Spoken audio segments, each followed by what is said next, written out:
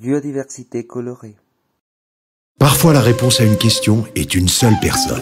Parfois, elles sont nombreuses. La croissance économique peut être une réponse, ou peut-être une politique qui protège l'investissement étranger. Parfois, la réponse est une rivière ou une grenouille, un arbre ou une roche. La biodiversité est toujours une réponse. Et la culture, oui. Et le talent, bien sûr. Parfois, la réponse est un paysage exceptionnel.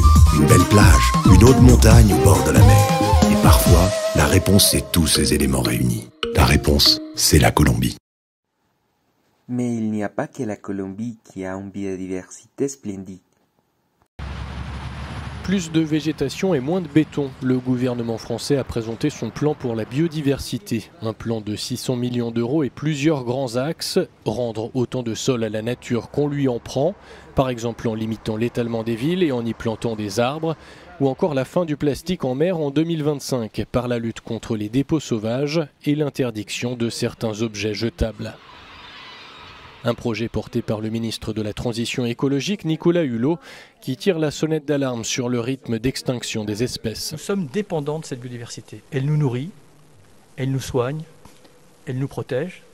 Plus on la réduit, plus nous nous amputons nous-mêmes face aux enjeux du XXIe siècle. Pour protéger les pollinisateurs, le plan prévoit la fin des néonicotinoïdes au plus tard en 2020 et du glyphosate d'ici 5 ans.